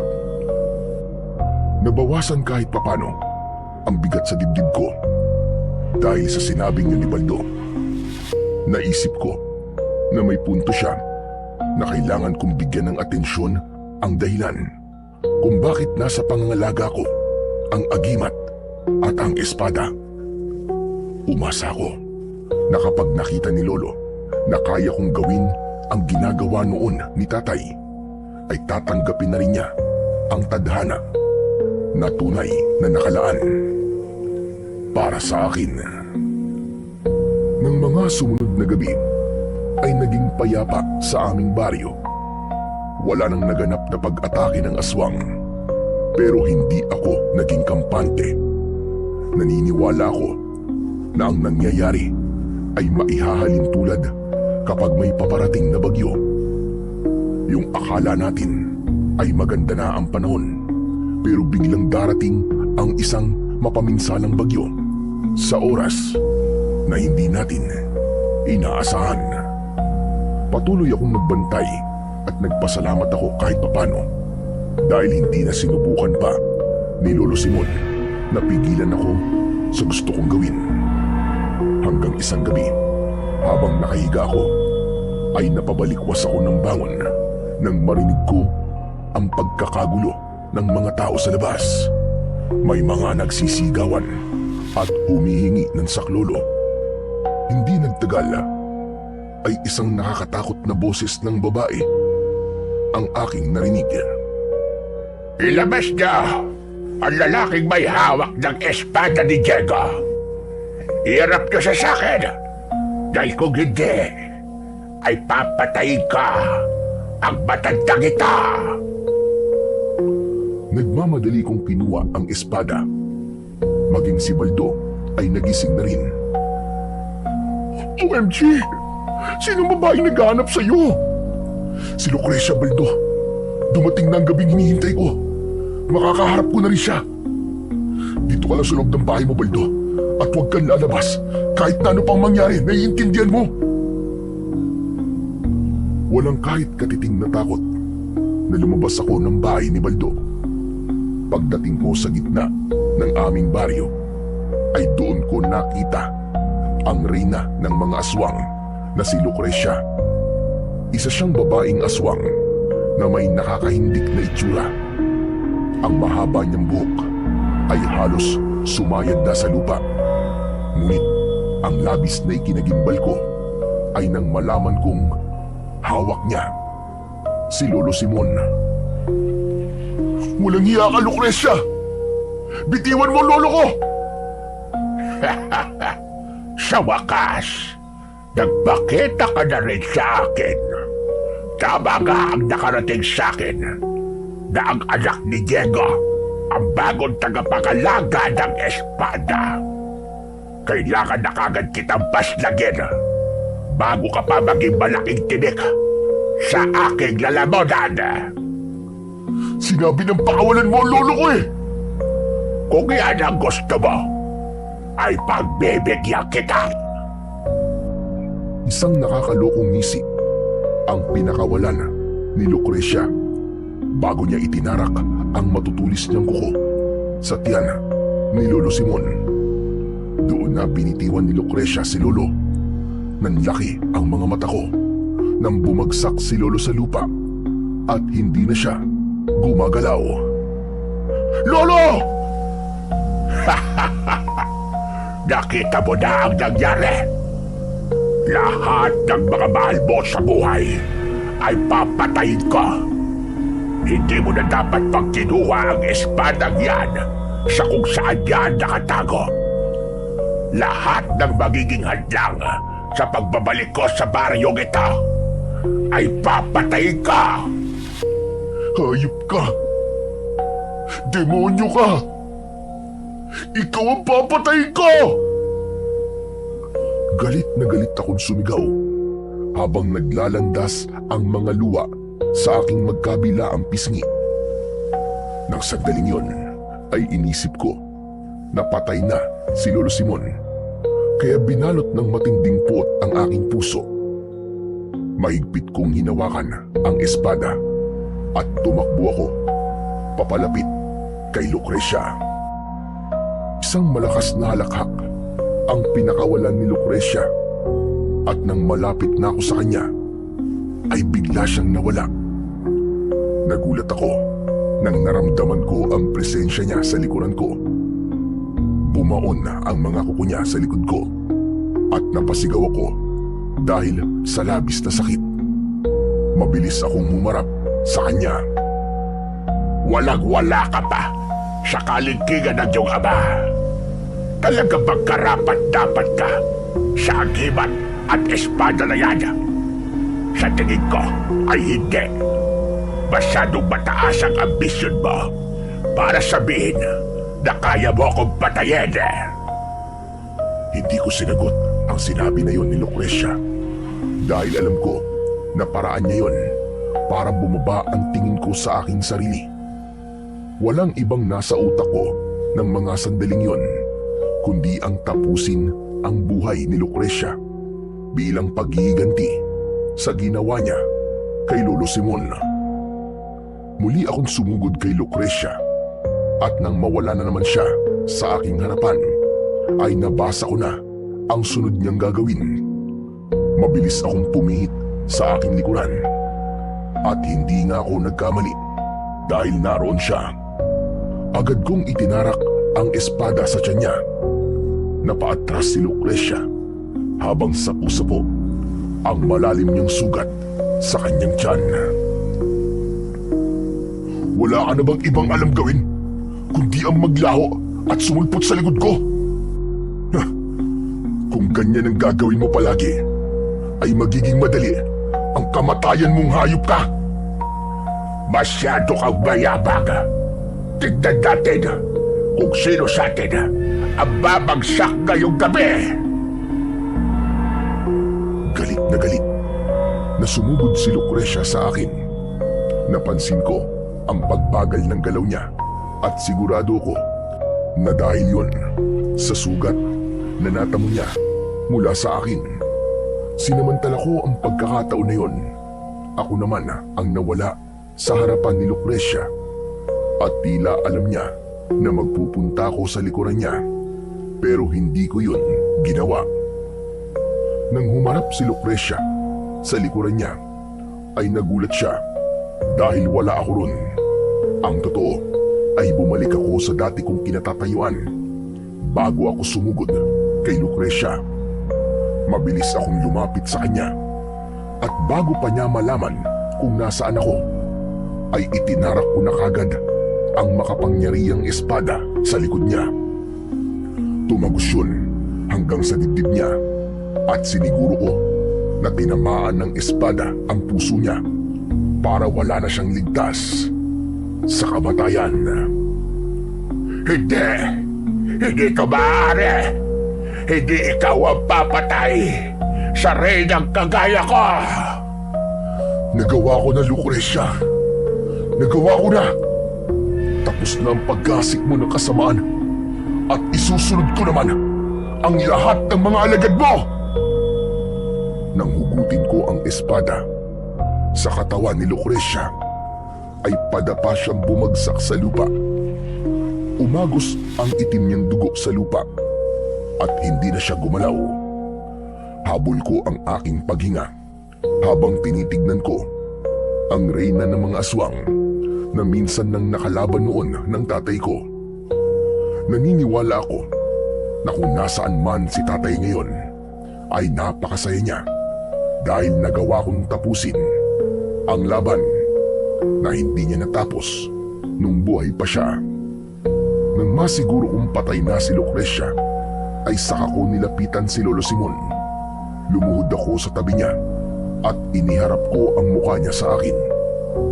Hindi ako makapaniwala nang marahang bumukas ang mga mata niya. Nagliwanag ang mukha ko dahil sa labis na tuwa, dahil inakala kong patay na siya. Lo, buhay kayo! Ang akala ko wala na kayo. Ang akala ko iniwan niyo na ako eh. Hindi ako basta-basta mamamatay, si Raulo. Dahil masama akong damo. Ano nangyari? Nasaan na si Lucrecia? Patay na po siya, Lo. Nagawa ko po siyang patayin gamit ang espada ni tatay. Kung ganon, ay nagkamali pala ako. Mali ako dahil inisip ko na hindi mo kayang makipaglaban sa mga aswang gaya ng tatay mo. Patawarin mo ako, Apo, kung pinagdudahan ko ang kakayahan mo. Gayong ako ang dapat na unang maniwala sa iyo. Dahil apo kita. Kalimutan na lang po natin ang lahat ng yun, Lo. Magsimula po tayo ulit. Pero bago natin gawin ang pagsisimula na sinasabi mo, pwede bang dalhin mo muna ako sa ospital bago ko maubusan ng hininga? Baka mamatay na ako rito. Ay, oo nga pala. Pasensya na po, Lo. Luminga ako sa paligid. Nakita ko ang mga taong nakatingin sa amin ni Lolo Simon hanggang sa lumapit sa amin si Baldo. My friend okay na. Kinausap ko na si Mang Nestor. Pumayag na siyang gamitin natin ang tricycle niya para madala natin si Lolo Simon sa ospital. Dahil mas malakas si Baldo sa akin, ay siya na ang bumuhat kay Lolo Simon papunta sa tricycle ni Mang Nestor. Natuwa ako dahil hindi umangal si Lolo Simon nang buhatin siya ni Baldo. Maingat na isinakay ni Baldo si Lolo Simon sa tricycle at tumabi ako sa kanya, habang si Baldo naman ay pumwesto sa likod ni Mang Nestor. Mabilis na umusad ang tricycle. Maigpit kong hinawakan ang kamay ni Lolo Simon. Lo, kumapit lang po kayo ah. Mabubuhay pa po kayo na mas matagal. Ipinagmamalaki kita, Lucas. At sigurado ako na ganun din ang tatay mo. Maraming salamat po. Napakatagal ko pong hinintay na marinig ang mga yan mula sa inyo. Babawi ako sa iyo. Nangangako ako na simula ngayon ay susuportahan ko na ang kagustuhan mong maging isang manunugis na kagaya ng tatay mo. Hindi ko na nagawa pang magsalita dahil tuluyan ng kumawala ang mga luha ko. Pero ang mga yon ay luha ng kaligayahan. Napakasaya ko dahil sa wakas ay tinanggap na ni Lolo Simon ang tadhanang noon pa man ay nakalaan na para sa akin. At yun na yung sunda ng yapak ng tatay ko bilang tagapagtanggol ng aming baryo laban sa mga aswang. Agad naming nadala si Lolo Simon sa ospital at makalipas ang ilang araw ay nakalabas na rin siya sa ospital. Bumalik na rin ako sa bahay namin. Masaya ako dahil ligtas na si Lolo at unti-unti nang bumabalik ang lakas niya. Napansin ko rin na naging mabait na si Lolo Simon kay Baldo at tuwing nakikita ko silang nag-uusap ng maayos ay gumagaan talaga ang pakiramdam ko. Ipinagpatuloy ko ang araw-araw na pagsasanay dahil gusto kong mas mahasa pa ang sarili ko pagdating sa pakikipaglaban. Naisip ko na kapag may bagay akong gustong makuha at alam kong wala akong tinatapakang tao at makakabuti yun sa akin, ay dapat Hindi ako panghinaan ng loob sa mga sinasabi ng ibang tao dahil mas mahalaga na mag-focus ako sa gusto ko at sa landas na pinili ko. Habang lumilipas ang mga araw, ay mas nagpursige ako sa aking pagsasanay upang maging handa ako sa anumang panganib na maaaring bumalik sa baryo namin. Nangako ko sa sarili ko na gagawin ko ang lahat para protektahan ang mga taong mahal ko at ang lugar na kinalakihan ko.